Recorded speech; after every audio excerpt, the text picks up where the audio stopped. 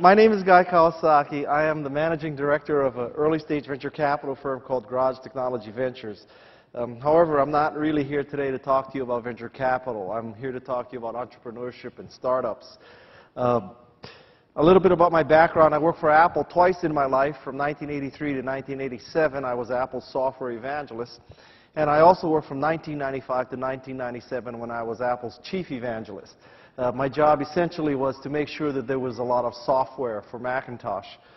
And I worked for Steve Jobs in the Mac division that first time. It was a very, very interesting experience. For those of you who know people from Apple, I don't think you'll find this surprising, but I consider the Macintosh division the largest collection of egomaniacs in the history of Silicon Valley. And that's saying a lot in this valley. We worked for Steve. We had very special treatment, unlimited supplies of Odwalla juice at $2 a bottle. On Thursdays and Fridays, we had massage therapists come into our cubicles and give us back rubs.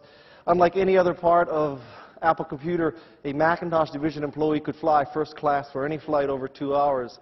My definition of the 2 hours begins at the moment you leave your apartment, so I flew first class everywhere for years. You know, back then the company was divided into product divisions. There was the Apple II division, which made all the money, and the Macintosh division, which spent all the money. And the Apple II division, we really treated them lousy. I regret that, because of our arrogance, because of our NIH attitude. And so the Apple II division people weren't even allowed in the Macintosh division building. Now, arguably, they paid for the building, but they were not allowed into the building. And because of this, the Apple II division people came up with a great joke about the Mac division people, which is how many Macintosh division employees does it take to screw in a light bulb? The answer is one. The Macintosh division employee holds up the light bulb and expects the universe to revolve around him. How many of you use Macintoshes in this room? A lot of oppressed people, huh? So, I'll tell you, is Microsoft a sponsor of this conference? Is. Well, they won't be. The Microsoft version of this joke is how many Microsoft employees does it take to screw in a light bulb? The answer is none, because Bill Gates has declared darkness the new standard. Early in my career, I sat through many keynote speeches at Comdex, at Macworld Expo. I saw many, many high-tech CEOs speak. And I have to tell you, one thing I noticed is that they pretty much sucked as speakers. And the second thing that I figured out sitting in these audiences of sucky keynotes was that if there's anything worse than a CEO who sucks as a speaker, it's a CEO who sucks as a speaker, and you have no idea how much longer he or she will suck. And so I have adopted the top 10 format for all my speeches. This way, if you think I suck, at least you can track progress through my speech. I hope you don't think I suck, but at least you can track progress. So I'm going to use the top 10. This speech is loosely based on a book I wrote called The Art of the Start. And I don't know what's on. Has the slides been up? Yeah? Oh, okay. So I'm going to give you my top 10 pieces of advice about the art of the start, about entrepreneurship and intrapreneurship. I'll be the first to admit, when you're a keynote speaker and an author, you tend to start believing your own bullshit and thinking that you did everything right in your career, and you want the audience to perceive you as omnipotent and omniscient, and look at all the things that I did. I never made a mistake in my career, and that's a lot of crap. I made a lot of mistakes in my career. This book reflects what I should have done, what I could have done, sometimes what I did do. But generally speaking, I would like to pass on what I learned, in many cases the hard way, to you, a group of entrepreneurs. And I hope that you can take this information and change the world. Okay? So, thank you. The first thing that I learned is that if you want to change the world, if you truly want to be a successful entrepreneur, the best reason to start a company is to make meaning, is to change the world. I think you can make meaning in fundamentally 3 ways. The first is to increase the quality of life. That's what the Macintosh division was all about. We wanted to make people more creative and more productive. The second way is to right a wrong. We thought that MS-DOS was immoral. It was wrong. It was a crime against humanity. And we had to fix that wrong.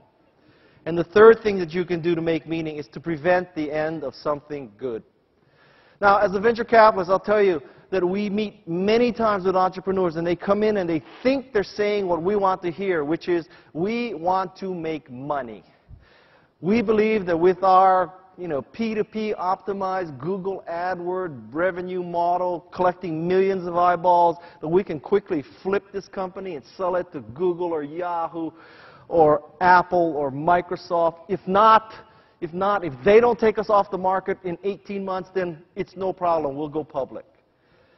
And when we hear that, it's just so depressing. It's so disappointing, because I figured out that the companies that are successful, they start out to make meaning, not to make money. So one tip for you, for those of you who are pitching VCs, talk about how you'll make meaning, because the theory goes, if you make meaning, you will make money. But if you start out to solely make money, you will attract the wrong kind of employees. Typically, when you say you're going to make money, you will attract MBAs and consultants. And there are no two worse kind of people for a startup than MBAs and consultants. The second point is to make a mantra for your organization. Because there are too many MBAs in the world, and I have an MBA, because there are too many MBAs and too many of you have worked for Bain or McKinsey or Arthur D. Little, somehow you think that you should make a mission statement. And the way you make a mission statement is typically this. You go on a 2-day off-site with the executive team.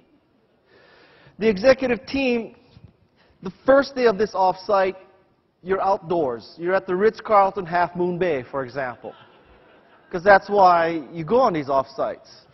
So you go to the Ritz-Carlton Half Moon Bay, and there's a facilitator. And the first day, you create these cross-functional teams, and the facilitator says, all right, one of you from each team, come to the front. Everybody else, get behind him or her. Turn around, shut your eyes, open up your arms, and fall backwards into their arms, because we're going to build trust. You're going to learn that your teammates are there for you. So turn around, shut your eyes, spread your arms, and fall backwards. So after one day of this bullshit, the second day is you're out in a small room.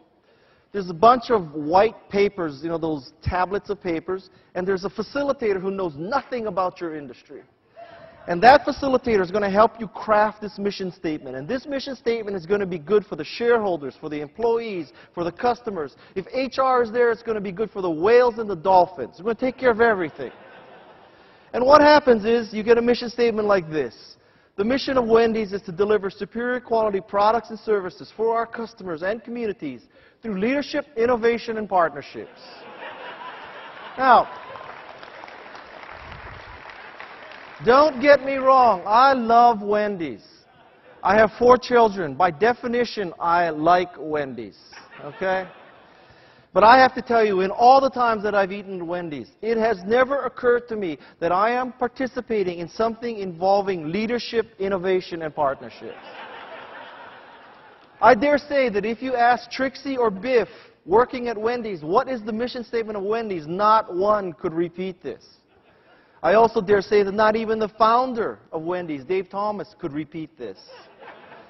I know that's not true because he's dead. This is a useless kind of statement. It's too long, it's not unique, it's not memorable. As an entrepreneur, someday when you have 15,000 employees, you're trading on NASDAQ, and you spend $2 million to build your annual report, fine, make a dumbass mission statement like this. But right now in the entrepreneurial stage, I submit to you, you should create a mantra, 3 or 4 words, a mantra. Of all audiences, not to be racist, you should understand what a mantra is. So, let's have some mantras here. The mantra of Wendy's should be healthy, fast food. In 3 words, Wendy's could explain to every employee and every customer what we stand for. Healthy, fast food. Admittedly, there was a woman here who thought she'd change Wendy's mantra to healthy finger food. But in the long run, it's healthy, fast food. FedEx has airplanes, they have vans, they have an incredible IT infrastructure. FedEx can tell you that your package is on the left side of the van on the 3rd shelf from the bottom, traveling southwest on